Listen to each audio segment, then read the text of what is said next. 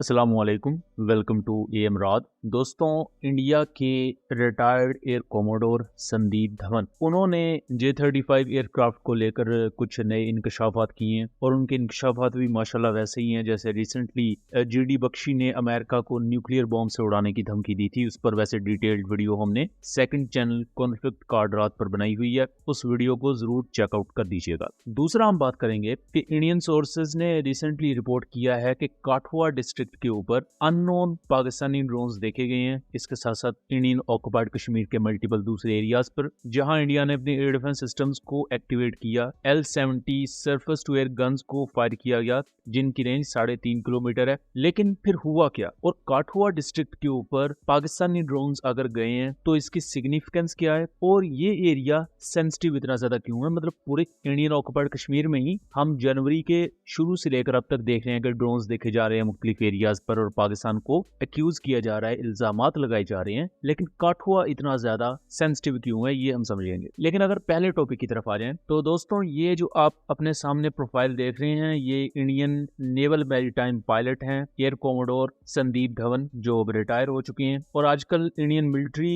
की जो PR accounts हैं या उनका PR डिपार्टमेंट है उसके साथ लिंक मुख्तलिफ अकाउंट्स और थिंक टैंक्स को रन करते हैं। और चूंकि ये एक मैरीटाइम ऑफिसर पायलट रह चुके हैं सो इन्हें aerial assets as well as जो नेवल सेटअप है, नेवल डॉक्ट्राइन है इंडियन नेवी की, उस पर ये एनालिसिस दे रहे होते हैं। ऑब्वियसली इसमें anti Pakistan, anti China, anti Türkiye, anti Bangladesh आपको प्रोपेगेंडा भी देखने को मिलेगा। लेकिन यहाँ इन्होंने J-35 एयरक्राफ्ट को लेकर बात की है जिसमें पहले तो वही प्रोपेगेंडा जो आजकल कुछ एंटी चाइना सोर्सेज या हम US बेस्ड सोर्सेज को कोट भी हमने किया था और उस पर वीडियो भी बनाई थी कि कुछ US बेस्ड यूट्यूब चैनल्स ने और मीडिया प्लेटफॉर्म्स ने क्लेम किया कि जो J-35 एयरक्राफ्ट है ये सिर्फ 7 मिनट तक फ्लाई कर सकता है और इसमें कुछ फेलियर्स हैं, ये 7 मिनट से ज्यादा फ्लाई नहीं कर सकता। और हमने इसको सबूतों के साथ डिबंक भी किया था कि ये पॉसिबल ही नहीं है, क्योंकि नॉर्मल जो फाइटर एयरक्राफ्ट है वो 2.5 घंटे से 4 घंटे के दरमियान का एंड्योरेंस प्रोवाइड करते हैं या उनका लॉइटरिंग टाइम होता है। अगर एक एयरक्राफ्ट का लॉइटरिंग टाइम सिर्फ 7 मिनट है तो वो एयरक्राफ्ट कोई भी फर्म दुनिया की बनाएगी ही नहीं, वो स्क्रैप कर दिया जाएगा। और J-35 का जो कॉम्बैट रेडियस है वो 1200 से लेकर 1600 किलोमीटर के दरमियान मुख्तलिफ प्लेटफॉर्म्स पर कोट किया गया है, यानी कि इसकी फेरी रेंज 3500 से 4000 किलोमीटर के दरमियान है। अब यहाँ उसी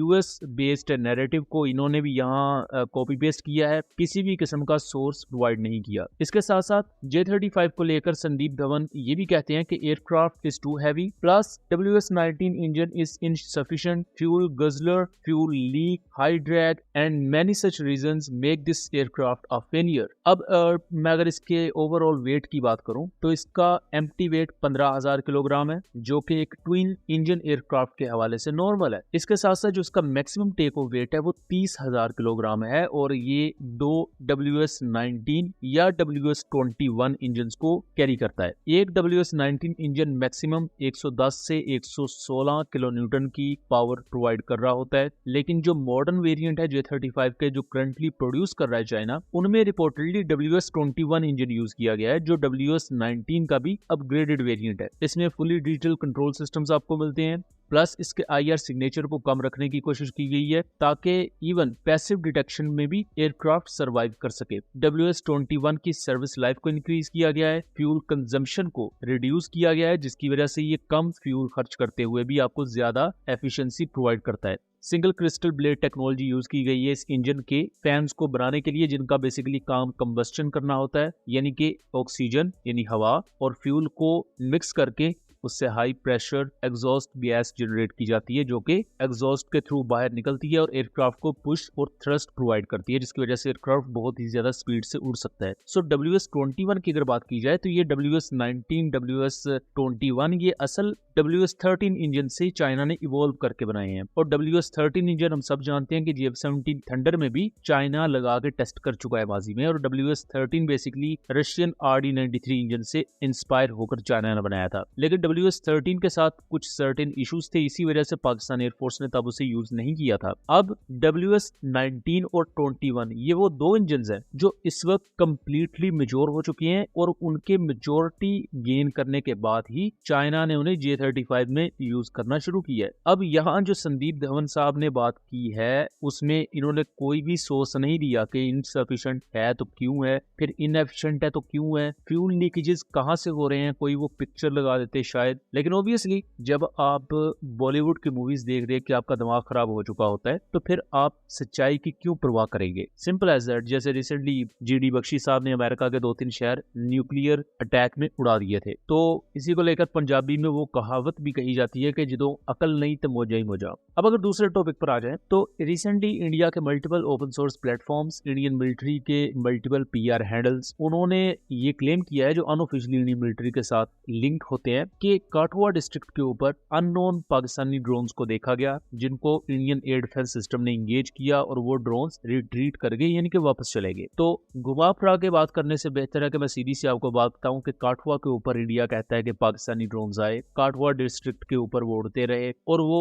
वापस चले गए, इवन दो कि इंडिया ने सरफेस टू एयर गन्स के थ्रू फायर भी किए। तो इंडिया का air defence system again fail हो गया किसी भी एक उस पर्टिकुलर ड्रोन को शूट डाउन करने में। इसी दौरान इंडिया ये भी रिपोर्ट करता है कि शोपियां में, यानी कि इंडियन ऑक्युपाइड कश्मीर के इस डिस्ट्रिक्ट में, एक आईडी डिवाइस को रिकवर किया गया है इंडियन मिलिट्री की तरफ से और ये पाकिस्तान ने एक अटैक करने की कोशिश की थी जिसे इंडिया कहता है कि हमने नाकाम बना दिया। सो कहीं ना कहीं जो कि इससे पहले एक इंडियन सिख जर्नलिस्ट भी थी फीमेल, उनका भी हमने बयान चलाया था अपनी वीडियो में, वो भी यही कह रही थी कि इंडिया पॉसिबल है कि अपने ही ड्रोन्स को फ्लाई करके उन पर 1-2 एंटी एयरक्राफ्ट गन्स के फायर करके ये साबित कर रहा है कि देखे जी पाकिस्तान वायलेशंस कर रहा है हमारी एयर स्पेस की और कल को एक फॉल्स फ्लैग क्रिएट किया जा सकता है पाकिस्तान पर अटैक करने के लिए। और अभी भी काठुआ डिस्ट्रिक्ट सेंसिटिव इस वजह से है कि ये पाकिस्तान के सियालकोट के बिल्कुल ऑपोजिट साइड पर है ये इंडियन ऑक्युपाइड कश्मीर का एरिया, बट ये इंडियन पंजाब के साथ भी लगता है। प्लस इसके मुकाबले में जो बॉर्डर है इसके बिल्कुल मुखालफ साइड पर जो बॉर्डर है वो LOC नहीं बल्कि इंटरनेशनल बॉर्डर है। तो इंटरनेशनल बॉर्डर के ऊपर अगर इस तरह की ड्रोन क्रॉसिंग होगी या कोई एयर स्पेस वायलेशन होगी तो वो direct act of war consider की जा सकती है। अगर कश्मीर के ऊपर कुछ ऐसा हो रहा है तो वो एक चूंकि डिस्प्यूटेड एरिया है तो वहां इवन झड़पें भी हम बाजी में देख चुके हैं, तो वो एक सेपरेट एंगल होगा। लेकिन अगर इंटरनेशनल बॉर्डर पर एयर स्पेस वायलेशन होती है थोड़ी सी भी तो वो एक्ट ऑफ वॉर कंसीडर की जाती है। तो यहाँ बेसिकली इंडिया ने जो काठुआ डिस्ट्रिक्ट के ऊपर अब ड्रोन्स नजर आने की बात की है, ये अगेन एक पाकिस्तान को अलर्ट करने वाली ही चीज है कि पाकिस्तानी मिलिट्री भी दूसरी साइड पर ऑब्वियसली अलर्ट होगी कि अगर इंडिया कोई भी ऐसी सिचुएशन क्रिएट करता है तो उसको किस तरह टैकल करना है। सो दोस्तों ये था एक एनालिसिस, उम्मीद करता हूँ चीजें क्लियर रही होंगी। वीडियो पसंद आई हो तो इसे ज्यादा से ज्यादा शेयर कीजिएगा